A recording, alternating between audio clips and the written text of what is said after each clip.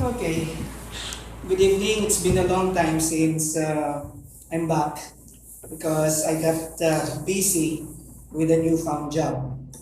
And I'm happy that I was able to get back into teaching.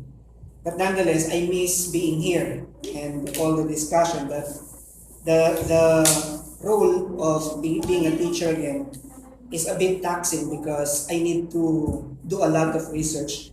But it's not enough, not for me to come back because this is where it all started. All right.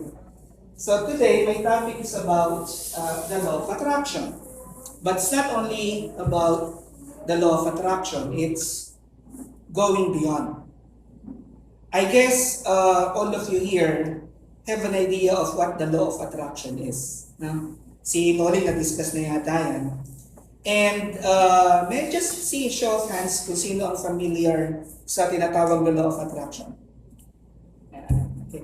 May I just a bit sharing, no? What do you understand by the law of attraction? Whatever you saw, so shall you reap. What you saw, you reap. Thank you. Yes, sir. The law of attraction, I'm reminded of the law of magnetism. Unlike poles, attract, like poles repel. Like poles repel. Okay? Sir. The law of attraction is with opposite direction with what we call optimistic or sometimes pessimistic. But it is good for the benefits of the welfare of many. But this law of attraction only can influence if there is a manifestation beyond these what we call practices. The other definition is like attracts like. Yes, that's the exact. The short definition. The short definition. Like attracts like. I agree with that. Alright. So marami yan. Attraction. No? There's so many things that bring about attraction among things, among people. But it's not only law of attraction that I'm going to discuss today. It's looking beyond. So dalawa, no? Attraction and looking beyond. So let's identify first, what is this law of attraction? Oh, by the way, are you familiar with this? Nakikita niyo ba? Gumagalaw? Kita niyo? Sino nakakitang gumagalaw? Ako, papalapit siya rin sa kabilang maliit. Gumagalaw. Optical illusion. Optical illusion. Sinong hindi gumagalaw? Alright. Actually, this is made by a Japanese. So, if you see it moving slowly, it only shows that you're a bit stressed. If it is not moving, then you are calm and relaxed. But if it is crazily moving, that means you need to see a doctor. Alright, anyway, I just presented this because as we've been doing here, regularly meeting, you would notice that some things attract, other things repel. So I don't know if this somehow caught your attention. Because if it did, then there's a degree of attraction that this brings about. And that's what I want to achieve in my discussion today. Ito yung gusto kong makuha na hindi lahat ng pinapresent dito nakaka-attract. And I will explain hopefully later why. Okay? So let's start. Ano ba yung law of attraction na yan, no? I attract to my life whatever I give my attention and focus to, whether positive or negative. So whatever I think, I attract. Does that make sense? So if you're not thinking anything right now, then you're not attracting anything. But I guess it's been given in many of the meetings that we've had that whatever we think, we bring to reality. In fact, I myself experienced that when I first started attending 2 years ago. Because I know what I want. And right now, I think I have fulfilled what I'm trying to attract in my thoughts.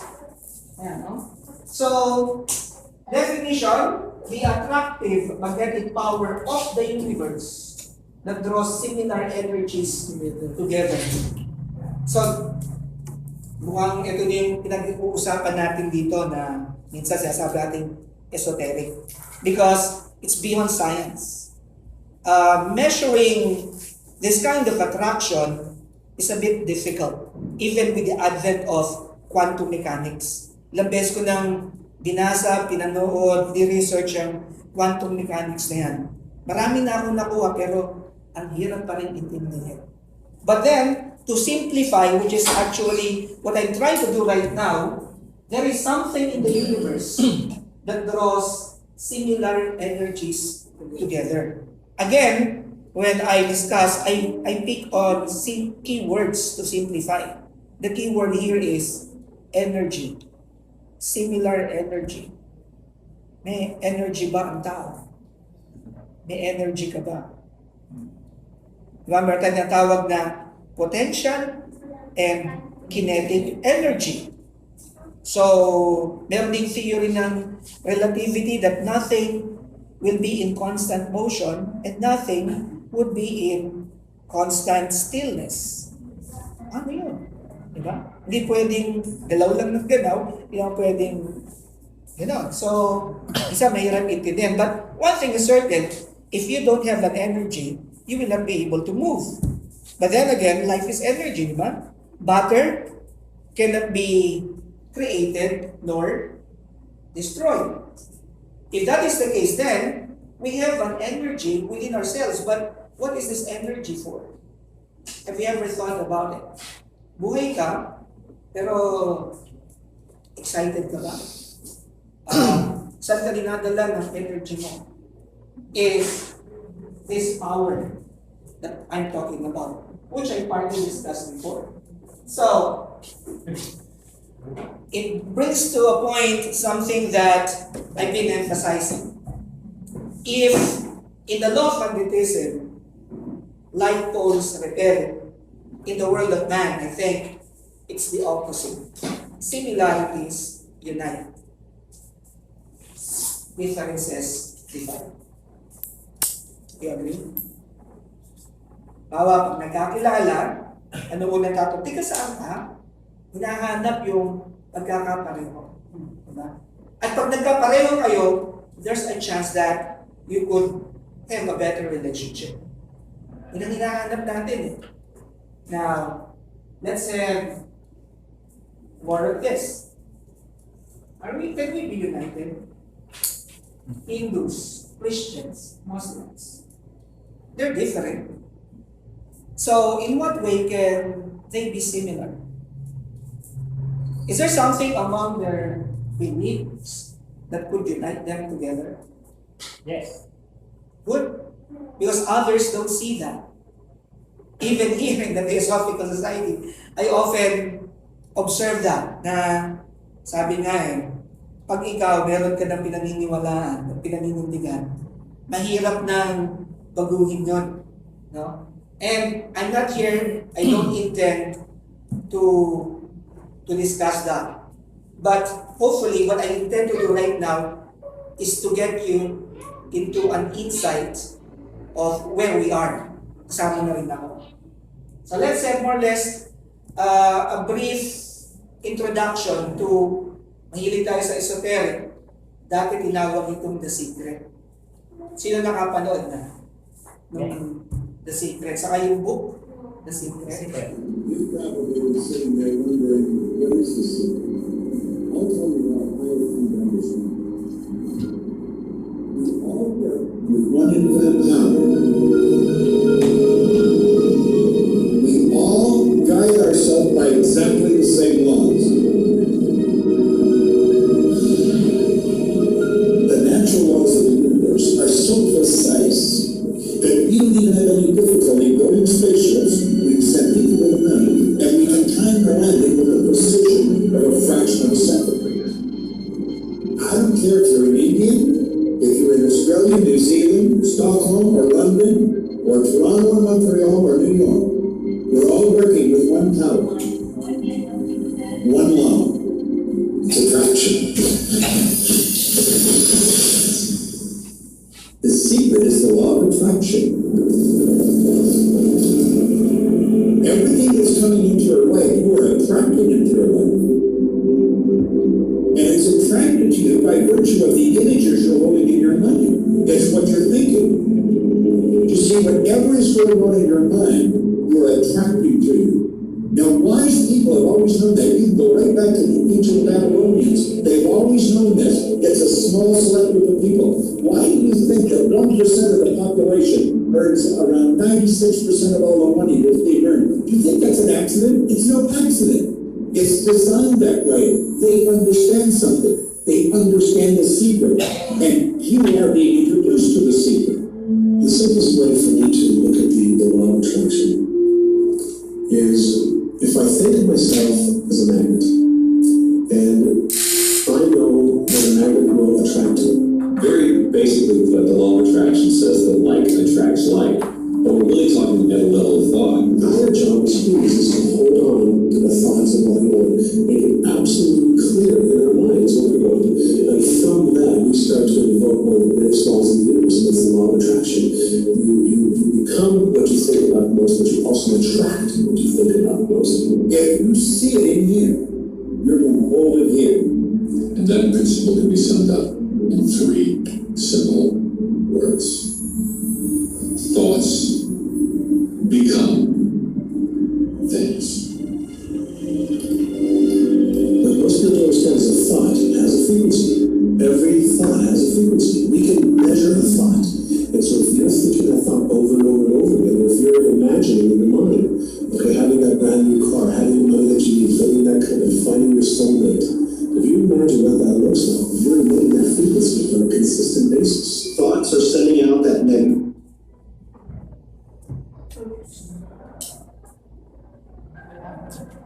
Sorry.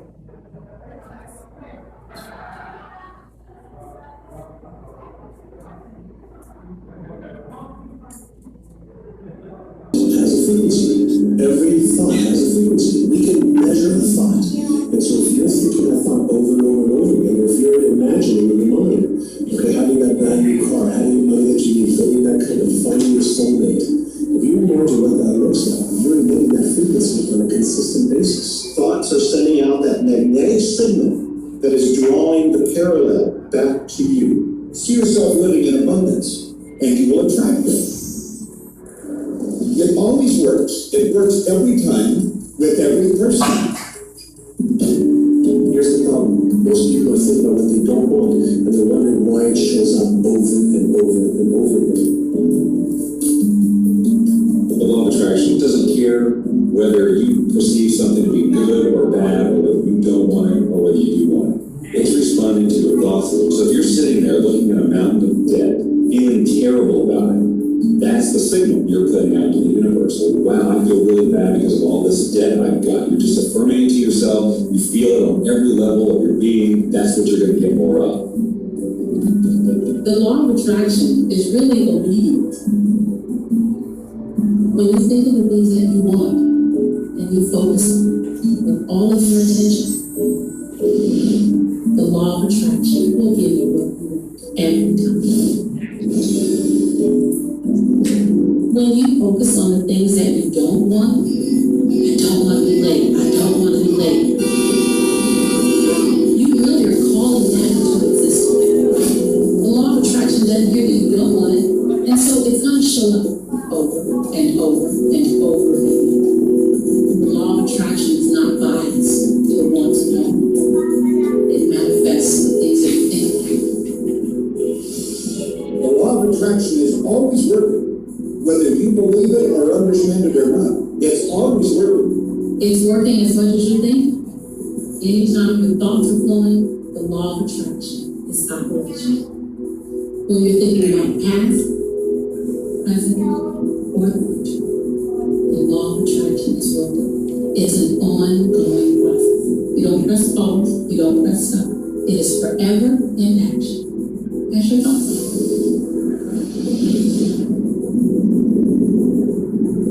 Creation is always happening.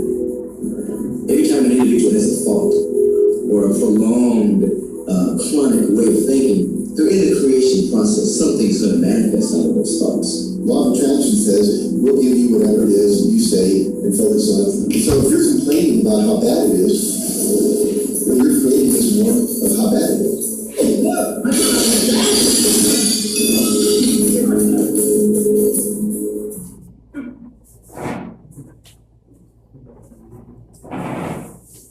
Okay. You believe in that? Yes.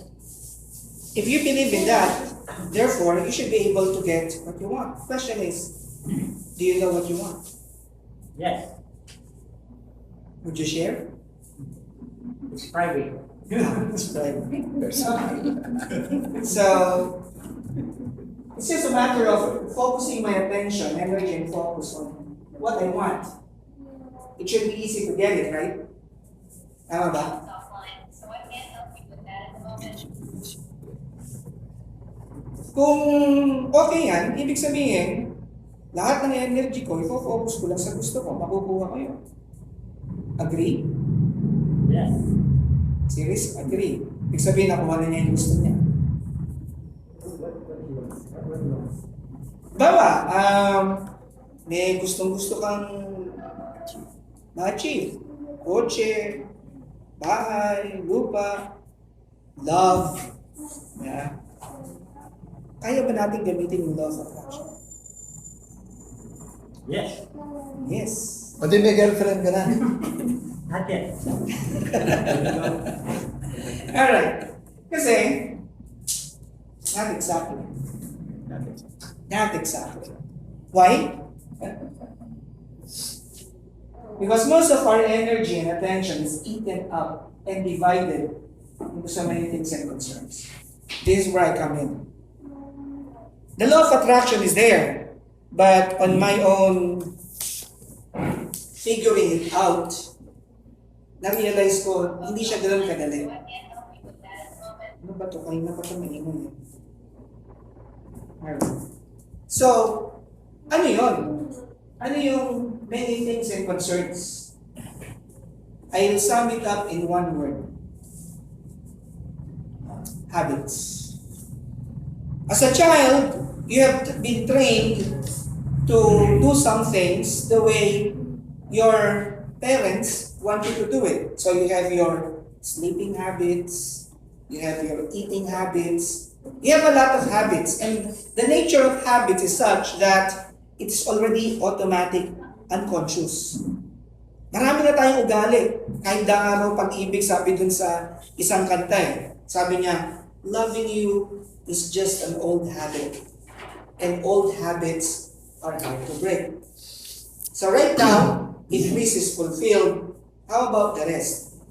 Again, the question is, what directs our energy? Yung regular tayo nag-meeting dito, nagpupunta tayo dito, and what attracts us is the main question that I would keep on asking.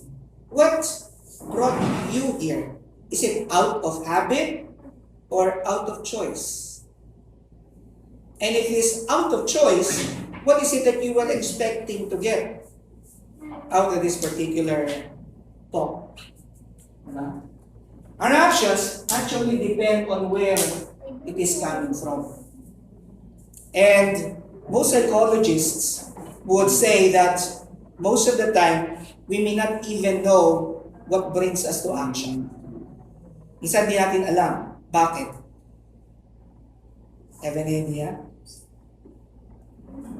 Kasi we only see the tip of the iceberg when we are conscious.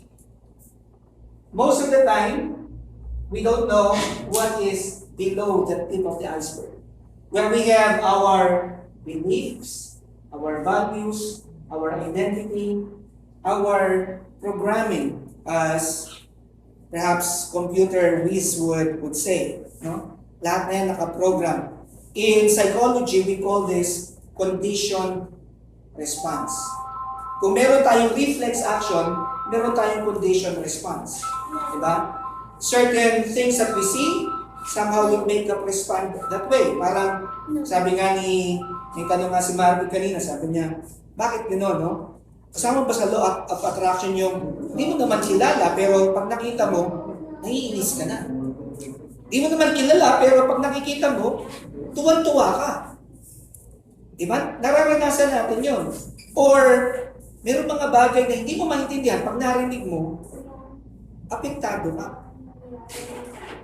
So, when we talk of attraction, we also talk of the other side, which is being repelled. Diba? May mga bagay yan.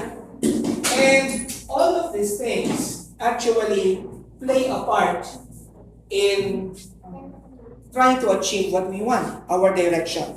Mamaya tatalakayin ko yung direction na yun. Right? Here's another view. Some people perceive this world to be not too good. Symbolically, we call this the illness. And sometimes we try to cure the illness, although it's only a symptom, when the root cause of that is deep below. Maraming kasabihan nga para mawala yung symptom, putulin mo yung ugat. Ano ba yung ugat? Bakit siya nagkakaganyan? Sa psychologists, ginagawa nila, they try to deep probe into what was the experience of the person in the past. Because many would say, there's what we call determinism. You are who you are because of what happened in the past.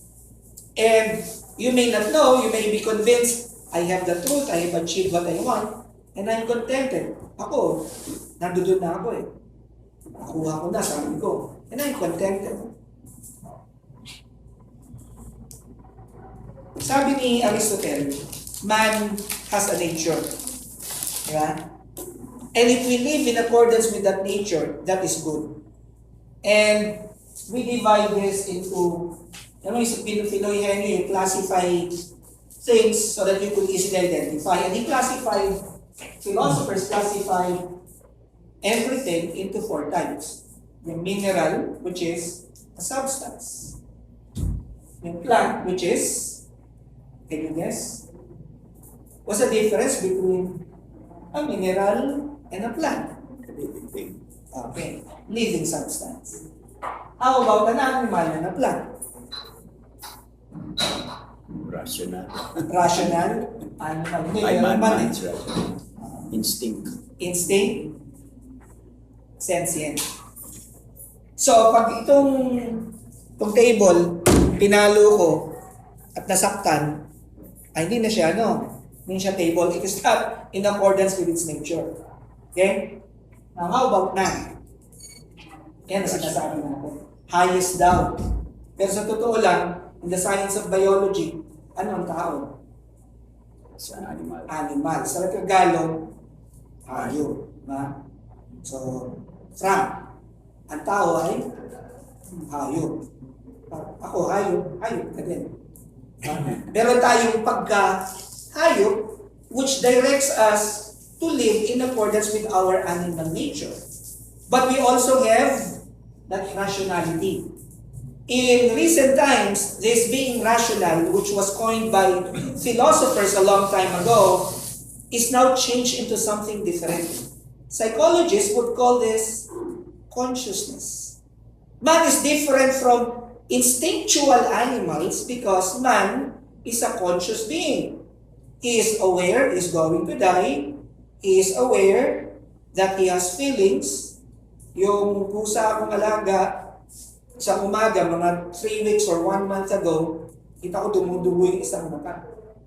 At na-realize ko upon thinking na nakipag-away siya dun sa isang pusa. Unfortunately, nakalmot yung mata niya, nabulag. She's recuperating, ang anak na nga. Pero, bakit ko sinasabi yun? Yung nakakalmot sa kanya ng lulubin. Isa kumakain pa dun sa binibigay kong pagkain. Which goes to show that animals are not like men. Diba? Pag ikaw nasaktan ng ibang tao, kapwa mong tao, meron kang nararamdaman. Ano yung nararamdaman? Madalas, lalo na wala kang ginagawa. Diba? Siguro yung isang pusa na yung nagala, gustong kumain, nagkakalmutan sila, hindi natin alam, instinct, nagkasakitan. It's just so happy na bulag yung isa. Pero sa mundo ng tao, ano mangyayari? Meron ng sama ng loob, meron ng pagdating ng araw, babawi ako. Diba? Now, when we talk of attraction, there's a saying, nature, diba? Law of the universe. Our energy is being attracted by the similar force. And therefore, if man is rational, which psychologists call conscious, I guess it could be similar to what people of religion would call man. That man has something spiritual. Pag sinabi natin spirit, minsan, meron na mga reaction, no? Kaya ayaw mga patunayan na may spirito ang tao. Diba? Pero in one of the dictionaries, I identified one meaning of spiritual, which I shared with you here, Collins Dictionary, that something spiritual pertains to man's thoughts, beliefs, and feelings. So, may isip ka ba? May isip ka, may spiritual ka, based on the definition. But if we philosophize about it, and we have this kind of characteristic, can't we even assume na, dahil conscious ako, pinanggalingan ko, conscious din.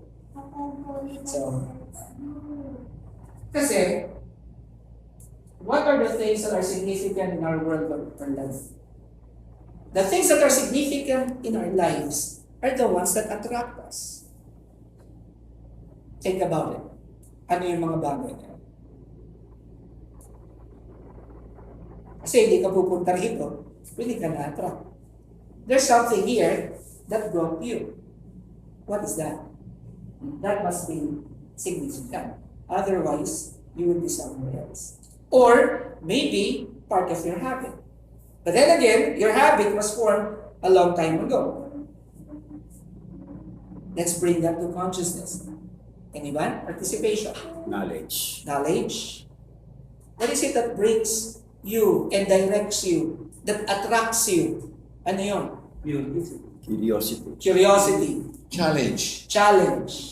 Enthusiasm. Enthusiasm. Those are the powers that enable you to get what you're attracted to. Basically, psychologically, it is the fulfillment of our needs. Again, people are different, but we are similar. Why? Lahat tayo hayop. Tanggapin nyo man hindi, yan ang classification ng biology. Hindi gawa ka ng sarili mong classification. Pwede naman yun eh. Di ba? But then again, kaya mo bang itanggi yun? Sino rito hindi kakain? Hindi inom? Hindi masasaktan pag sinampan? Like animals, we have something in common. Pero meron tayong pagka-tao. Ano pagkakaiba? And our pagka-tao attracts us into something different. Yung pagkahayop attracts us to eat. Tawag natin physiological. Drink, have shelter and everything. Our pagkahayop, pagkatao na pala, attracts us to feel safe. Di ba? Kaya yung mga tao, nagpapakahirap mag-aral, nagpapakahirap ng kung ano-ano para maging secured. Yeah? Gumagawa ng mga kontrata, ng mga batas para maging sigurado. Kailangan daw. Kailangan din ng tao ng ibang tao. And that's why we are attracted to build relationships. I guess you know where this is going to because this is Abraham Maslow's hierarchy of needs. And then, educators call them in a more general term na yung mga estudyante familiar na pero pag tinanong mo, nila may paliwanag. Pag sinabi mong physiological, yan ang mundo ng economics.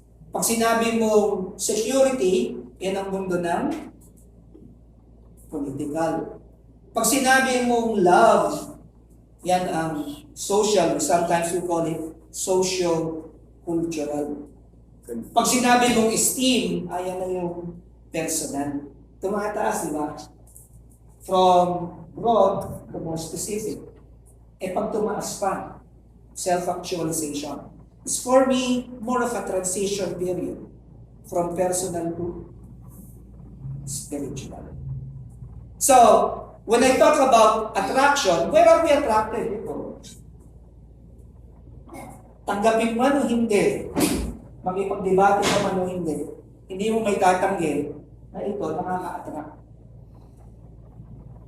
So, for example, being together is a social need. And what brings us together? Similarity. Anong similarity natin? Iba-iba naman tayo ng paniniwala. Pareho tayong gustong nag-iisip, gustong mag-share. Para lahat dito, maraming nalalaman.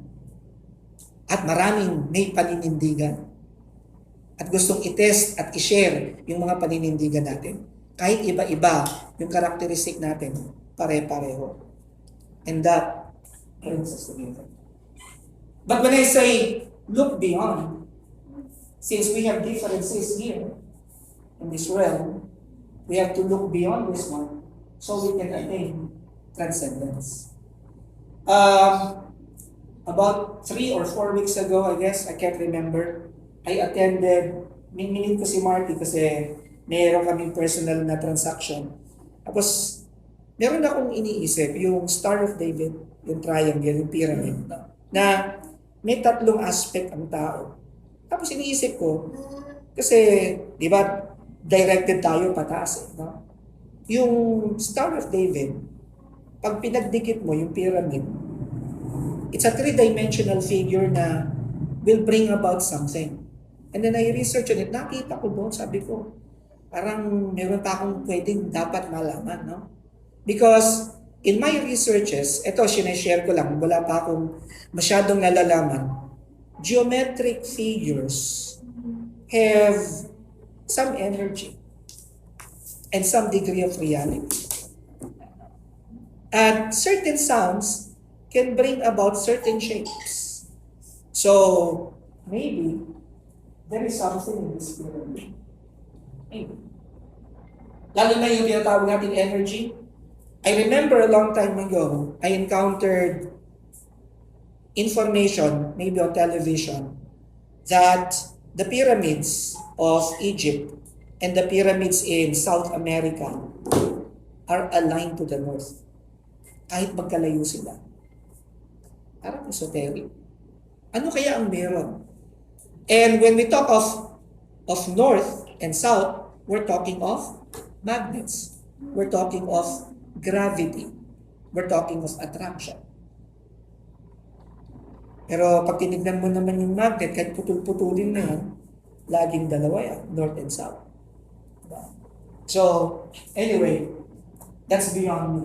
But right now, when I talk of looking beyond the law of attraction, I'm referring to this area. Why? If you notice the law of attraction, the clip that I showed you earlier, we mostly focus on this. If you want to have a new car, you want to have a love, you have to focus on this. And most people in the world today are focused on this.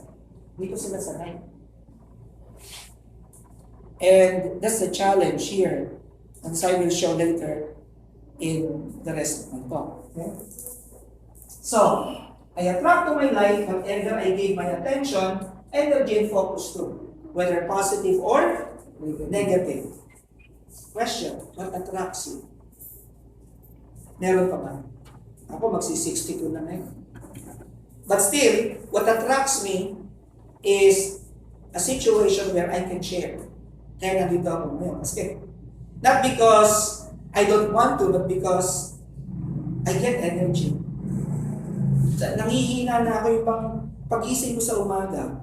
Kahit nakatulog ako ng 7 hours, nangihina ako. Pero once I face a group and start talking, or once somebody calls me and asks for advice, miracle, may energy ako. Pagkatapos ko mamamala. So there must be something in that energy that somehow gives power to us. And if you are energetic in some aspects of your life, I guess we are the same when it comes to this. Pag ang ginagawa mo, gusto mo, malakas ka. Pag ang ginagawa mo hindi mo gusto at pinepuwersa ka, awal.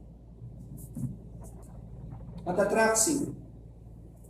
What we do normally to see what attracts us would be our senses. Diba?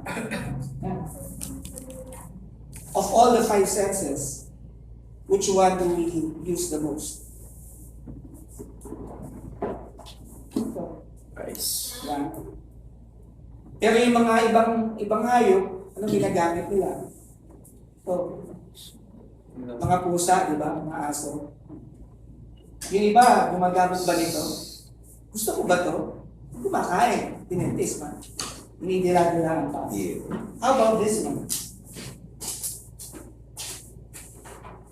That's why, I guess, this is the secret. That's why meditation is a tool to help us hear what we fail to hear. Ang daming sounds. Pero bihira na tayo makakita nun.